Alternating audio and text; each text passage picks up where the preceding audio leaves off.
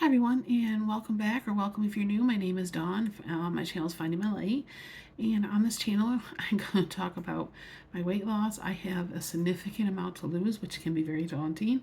I talk about my mental health. I was diagnosed with anxiety, depression, panic attacks, and all that fun stuff years and years and years and years ago, and I basically neglected my well-being for decades. Um, let's see. A little nervous. I don't know why I'm a little nervous, guys, because of what we're going to talk about today. But I'm also keeping it very real on here. I'm not going to come on here and say every week everything was fine and dandy. As if you've been watching me or following me for a while, you know that's every seems like every other week here lately, I have been having some struggles. This whole month has been really really rough on me emotionally and weight wise. I was doing really well. I lost 45 pounds, gained some of it back, and I can't have it. I'm falling back into old traps. I fell back into some, we're going through some really extremely hard times, and I found myself falling back into my comfort zone and just in a full panic and depression, and it's time to get out of it, and it's time to face what it is that I keep repeating. If you hear noise, it's my fan clicking, going back and forth behind me. I had to turn it down. I didn't turn it off, but I did turn it down. But it's like muggy here today, and so I have to start healing what's broken in me, because I got into a very dark place that I haven't been in decades, where I was starting to question my existence. And I don't know how else to say that. I probably should put a trigger warning here. This is going to talk about mainly abuse, physical and mental abuse. And so if that's something that triggers you, I understand if you can't watch it. But I am on my road to recovery. I find when I talk about it, it does help, kind of puts things in perspective, and it helps me to get back focused. And I don't have money for therapy. That's just the way it is. I mean, I don't have any insurance, and I don't have money for therapy. When people say you can find a way, no, we can't. There is no way. There's no finding any way right now, and that's okay. I've come to peace that, I'm one of those people that believe that the universe will provide. What you put out comes back. And for many, many years, I put out a lot of negative stuff. So I'm reaping what I'm sowing right now. And I do believe that sometimes we have to have a great fall before you actually rise and be better. So I think I've been through that fall. So I am ready for the rise. And I think that's what we're working on right now. So, and I've decided it's time that I face some of my past, and realize why, and try to understand why I do the things I do. Why do I overeat? Why, which I kind of know, but I want to know. It's kind of helps me. I want to talk about what I went through, because I don't know how to explain this other than it will. I want to be able to find a reason, or when something triggered in me. And sometimes when you be talking, all of a sudden you have these epiphanies and go, oh, that makes sense. And I want to talk today I'll be talking about my father. And I have already had an aha moment with him. And I will talk about that in a little bit. I don't know how long this video is. I'm not going to keep track of it anymore. They are going to be as long as they are. I don't know what else to say to that. I am trying to be more assertive, and more just, it is what it is. It's my healing, and this is how I need to do it. And I also want people to know that you're not alone. If you've gone through some stuff, I want this to be a safe place. And I'm always here if you ever need to talk. And I will, because I talked about not really feeling like I want to be here anymore or exist, that I've been struggling with that for a little bit. I will leave some information below about the suicide prevention stuff. And I don't know if I'm supposed to say that on a live prevention. I don't know how to put that, but I'll put it down below. And I'm okay. I was never like really at that point where I was just starting to wonder, I don't understand why I'm here. If this is what I'm always walking through, I'm always gone through all this and I think it's because I'm stuck in my past, because there's a lot of unhealing. I've done some healing, but obviously not enough. So we're going to talk about one of the people Obviously your parents are a huge factor in your life and how you are shaped and who you become for the most part. And I want to talk about my dad and how, as much as I don't want to admit, there's a little bit kind of alike and not alike. I had a very rough relationship with my dad. He was very hard to love, but I will talk about later in his life some information that came to light that has helped, and we'll talk a little bit about that. All right, well, I'm just gonna start talking about what kind of person was he. My dad was one of those. One minute he was laughing and joking, and the next minute he's yelling and screaming. Had a very uncontrollable temper when he got mad, and you never knew what was going to trigger him. It seems like there was times where he was just always mad, or there's times where he was always happy. But when he got mad, he got mad. And if we did something like simple as, I can remember one time if I dropped a glass and it broke it. And now, mind you, I should have said this before. We grew up very poor, very middle class, and probably really lower class poor. We were never on food stamps or anything like that. We probably could have been, but I don't know the reason why. My parents never filed for it. I don't even know. I don't even, but we were that poor. But we moved a lot. We rented. One thing my parents did do is they kept us in the same school district, so I always went to the same school. Never had to switch schools. I have two older brothers. One brother that is 100% sibling. I've got a fly flying around, and one that is I consider my half brother. I don't lightly. Oh, no, I don't even consider him my half brother, but technically he's my half brother. But I'm extremely close to him. My middle brother, we have issues, and he'll be in another video.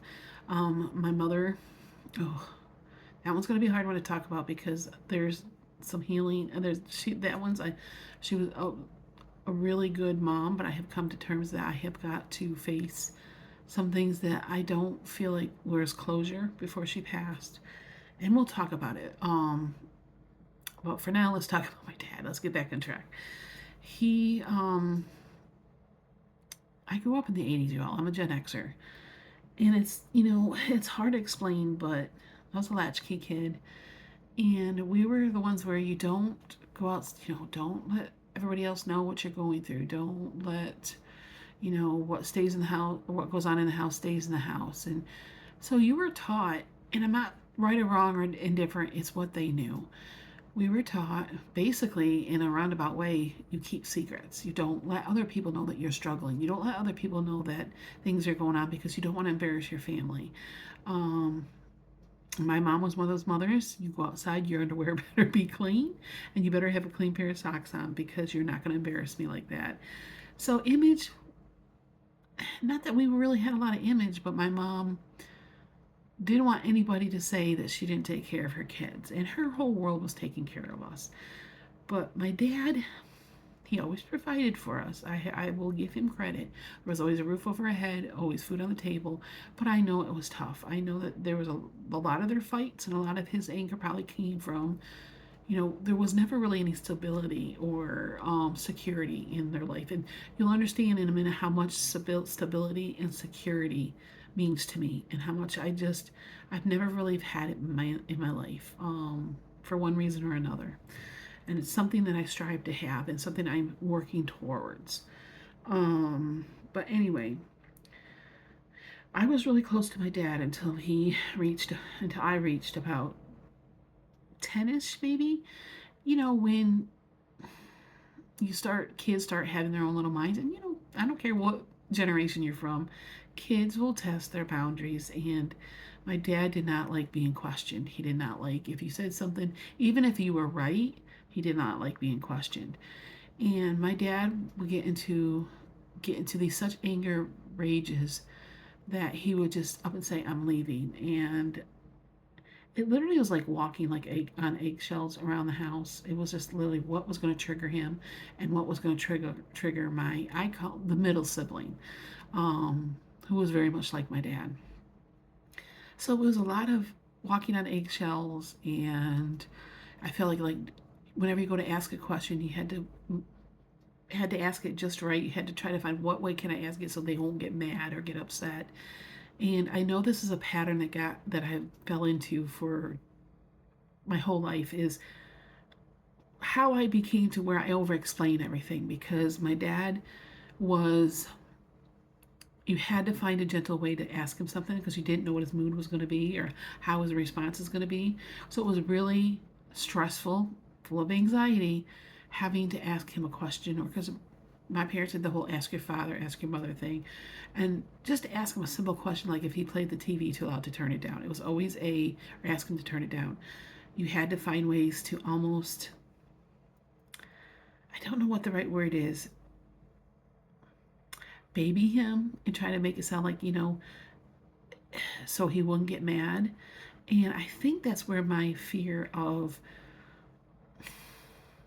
asking questions or talking, because it's like I feel like no matter what I said, I always said it wrong or asked it wrong. And I know that's where my overthinking, my over justifying things or over explaining things, because I'm afraid of the response and I don't want them to misunderstand what I'm saying and then they get mad at me, because it's a horrible feeling. It's something I still struggle with. Is I don't like when people are mad at me, um, and I know that comes from a lot of the abuse from my dad. Now my dad was not physically abusive all the time, but he was definitely a lot more verbal abusive. But when my dad got mad, he got mad like to the point where he was going to hit us. If something triggered him to the point where, for instance, dropped a glass and broke it, he would take the belt off, literally off of his pants, and wherever it swung and hit you is where you got hit. Um, it didn't happen all the time, but it did happen.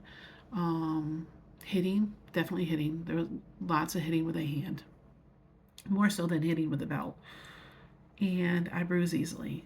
But again, I don't know how I got lucky enough where I only had the bruises. And I don't know, maybe they were intentional. Maybe they were intentional. Because, I never, but I did we got slapped across the face. We got, that's why I take it very personal when people slap people across the face. I don't, my dad was never abusive to my mother, but was always abusive to us. And it got worse as we got older. And I have a or he had a stepson, which is my oldest brother. They never got along. So he just kind of did his own thing. But I was very close to my brother, and he was very close to me, and he was close to my mom. But my middle brother and, well, my middle sibling and my dad would go at it as my brother got older and started standing up for himself. And for me, as much as sometimes I would raise my voice, but I was almost afraid to. But sometimes you just get to the point where it's like, if you're getting hairy, it's like, I said I was sorry and things like that. Nothing like yelling and yelling back and calling them names or anything like that. But um, yeah, it got tough. It got really tough, and I could not wait to get out of the house. It was so bad that I remember begging my mom. Now, this doesn't happen very often because a lot of times kids don't want their parents to break up no matter what chaos. This is the only chaos they know. But it got so bad I used to pray. I used to pray my heart out, and I used to beg my mom, please, just go. I will quit school and I will find a job, and I will help pay for the bills. And at 13, 14 years old, I didn't realize the importance of school because I just wanted out of the situation, with my mom out of the situation. And I was so mad at my mom because she would always say, no, you can't do that. You are going to graduate school. And my mom never got hit, but she got a lot of verbal. My dad loved to call you stupid, dumb, idiot, all kinds of names. And are you a effing R word, which I don't like to even say. Um, and just very, very just bashing you, bashing you, bashing you. And I know he's part of the reason why I had such low self-esteem. If your own father, the parent that's supposed to love you the most, is the one that's causing so much pain and hurt, and it just seemed like he hated me. And yeah, it was so bad that there was times my mom, I was a change of life baby. My mom, well, I guess it's perimenopause, but she was 36, and my mom went through menopause at a very young age. But she was going through it, and she got pregnant with me. And my mom was not supposed to have any kids after she had my oldest brother, but she had my middle brother, or my middle sibling. And then she was told not to have any more. And oops, I came along, and and she got, and it's still, I don't know how to say it, the diabetes from being pregnant. I can say it in my head, but I can't say it. Um, and it never went away. So years later, at like 28, 29 years old,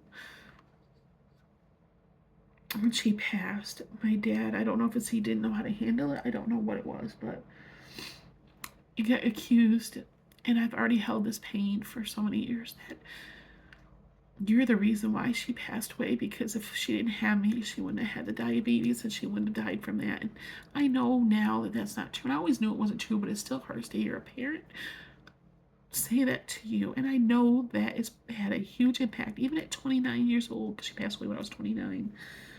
It had a huge impact on me to hear your own parent tell you, and you already blamed yourself anyway. It's like, geez, she didn't have me. My mom was sick a lot. And she did her best to take care of herself, but and I don't say this to be mean, but she didn't take care of herself as much as she should have, and that's not on me. And she knows, and she would say the same thing. It wasn't on me, and she would hate that I blame myself. And that's a whole different. I'll talk about that a different thing. But to have a parent that's supposed to love you, they're supposed to love you the most, tell you that they wish you were never born, and he would say that anyway, long before my mother passed. Like, I shouldn't have had you. You should have been born. And like, I'm the only girl. And then you know how they say about, oh, girls are so smart. I'm the youngest. I'm the only girl. I am not the stereotype of what the people say about the youngest and about being a girl. I was never daddy's girl. I was never wrapped around his finger. I was never spoiled. Um, that was my middle child, the middle child, because he had such a temper tantrum. He would break things. We had to tiptoe around so we wouldn't break things. We didn't have things for him to break. We couldn't afford to buy new things. So very much manipulating. And I'll talk about all this. Whew. Okay, I'm trying not to get this way because this does get better. Later on, when my dad got sick, and I was 30, no, I was in my 40s, like 42, I think, when he passed away. And he got COPD because he used to be a smoker. The one thing I'll give him credit for is that, he decided to quit smoking, and he did it through hypnotism. And if you knew my dad, it was blown away that he actually did it through hypnotism, because my dad would say that was a bunch of BS. That's not true. Things like that are not, that stuff like that is not real, and you can't just be hypnotized. He was a very negative thinker. And so yeah, when he went and had it done, I was impressed. I really was, and I had to give him credit for that. But anyway, later in life, my dad really wanted to mend our relationship, because he was still my father. I still had that thinking, he's your father. You still have to, respect him. He did put a roof over your head, blah, blah, blah. I ended up being his proxy, and I did everything for him. And he wanted to go, something about my dad's side of the family, that a lot of them like to be in nursing homes. I don't understand it. I think it's because they like to be taken care of. My mom always took care of my dad, did absolutely everything. She would work 40 hours a week and come home, and she'd say, okay, time to start my second job. She'd cook, she'd clean, and I had to help clean. And we'll get into that in a different one. But anyway, she took care of all that. My dad liked that. So, I put him in a nursing home like he asked, the one that he wanted, and I kind of felt resentful, but I also felt obligated. And then he wanted to mend the fences, and it was hard. I was very cold at first, very closed off, and then we finally sat down and we had a talk. And I told him, I said, if I'm ever going to change, if I'm ever going to heal from my past, I need to get some answers from him while he's alive, before COPD, you don't get over. It just gets worse. And at least back then, I don't know, there might have been different things now, but this is back in the 2009, I believe he passed away. Anyway, and he admitted to some things, and which meant a lot to me. But he, got to the point where he would say, I love you. He did say, I love you. And I couldn't say it back to him. And I told him, I said, I'm not ready to say it. I'm not ready to, I'm not there at that forgiving part yet. I said, there's a lot of damage that was done that, you helped change who I should have been.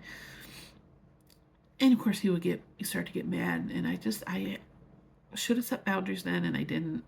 Like if this is how you're going to react when I'm telling you how I'm feeling, then we can't mend a relationship that's only going to be one-sided.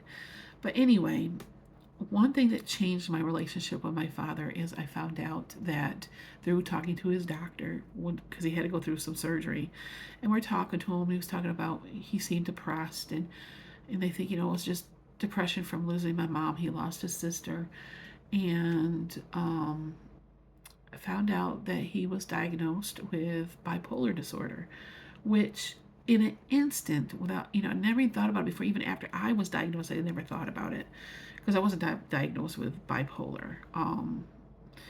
He was. I have mental health. There's a couple other people in his family that have been diagnosed with depression and anxiety, which is where I think I inherited it from.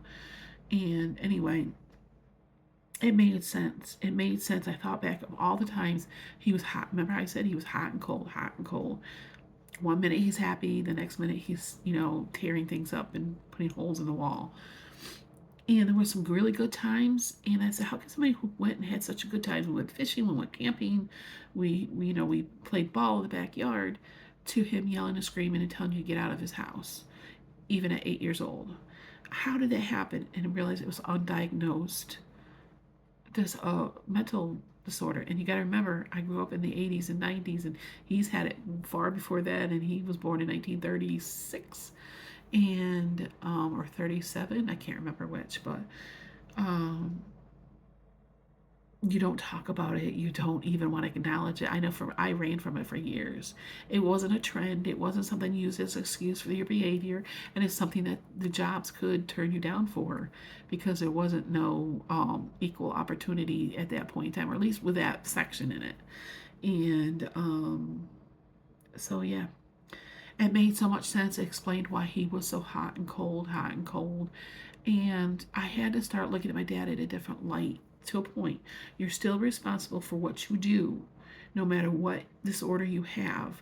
Or, even when I'm depressed and anxiety and I am paranoid, I'm still, you have to learn how to control it and learn how not to take it over. Even though he didn't know he had it, but you still could have talked about, say, I don't know why I get like this. I don't know why I can be so mad in 1 minute. And so I can't sit there and say that's it. That's the only reason why he did it. I can forgive him, and it wasn't his fault, because it's not. It's still. I mean, that's not true. There is still some responsibility that he didn't take 100% responsibility for. He didn't own up to, and I will have to deal with that. But so I have learned, that there's a reason for why he behaved that way. So now my job is I have to find a way to 100% forgive and move on. He did do the best he could possibly do. He did better than his parents.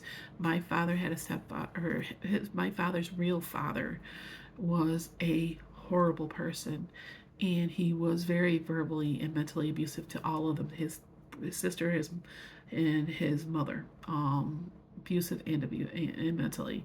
He would make my dad sleep out in a bar that had holes in it. And we live in upstate New York, where we get winters, like we're close to Canada. And he would make him eat fat instead of the meat. Like they'd have steak, or they grew up very poor as well, but they would have, like, if they had steak or if they had chicken or whatever, they would cut off the fat and he would have to eat it. His sister didn't get it as bad as he did. So, he did break the cycle a little bit. One thing my dad always did, he never did that to us. We always ate as a family. He never made us eat fat or any of that stuff. Um, I don't want to downside it. He wasn't physically abusive with us all the time. It was, maybe once a month or so. And I know that sounds crazy, but there's people that go through it every single day. When I was in an abusive relationship, it was almost every day, and his wasn't. But the verbal abuse, was almost every day. Now I'm not gonna say every day, but so I have got to learn. Part of my healing that I'm on right now is I've got to let go and forgive, and understand that. I also understand that why I overthink, why I overreact, why I get paranoid and have full anxiety. Some of it is from what I had to deal with him at a very young age because our brains are developed at a very young age. I don't know how to put that, but so I over explain things because I'm in fear of, I don't want the person to get mad at me. I just want to be heard. I want to be understood. And I never felt that security, that safe, understood, you know, from my father. Uh, so yeah, but I hope that made sense. I know this video is very long, but it is what it is. I needed to get it out. I'm actually glad I waited to do it today because my emotions are more under control. I'm in a much better place right now, like far as like mental wise. Are we still going through a lot of crap? Yes, we are. But there's something in me that says we're going to be okay. I don't know how to explain it. I think I had a breakthrough where I just like, having panic attacks and worrying and wishing I wasn't here or wondering if I should be here. I shouldn't say I haven't gone to that extreme. I don't want people to think that, but I have, when you start thinking those thoughts, you gotta kind of stop them because they're gonna get worse. And I'm not like that anymore. I'm scared, but things always seem to work out, and I'm gonna have faith. If no matter what religion you are, no matter what you believe in, you can't sit there and say you believe in something, and then when you're going through something, you don't trust. And I have to trust the universe knows what it's doing. I know that I have to be more aware of my thoughts and put more of a positive look on them because being negative is not just hurting me, it's hurting everybody around me. I am putting out that bad energy. So I've tried to turn it around. And so, yeah, that's that, guys. And if you made it all the way through, oh my gosh, put a heart or something in the comment section to let me know.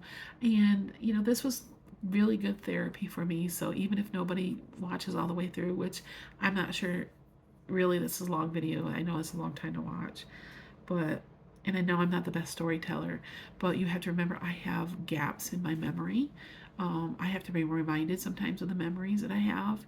And then sometimes I question, did they really happen? But I know they did.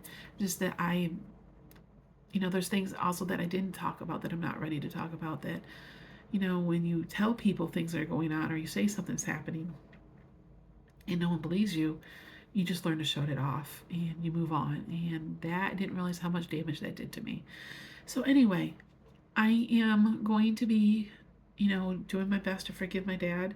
I think I'm getting really good about being there, but I have to understand that what is done, and there's nothing, no matter what happens, I can do to take it back, or he can do to take it back if he was still here. All I can do is show him that I am better and that I will rise like a phoenix and that I will become better than him. And yeah, so anyway, all right, guys. Thank you for watching. Thank you for everything. Please, if you would mind hitting the like button, comment, interaction. And remember, if you ever need somebody to talk to, I am here. I am always here. I will do my best to get back to you. Sometimes I do forget sometimes that there's other places that people can leave me messages. But please, anytime, don't be afraid to message me. I will be here. You're not alone, and we will get through this. All right, guys, take care. Bye bye.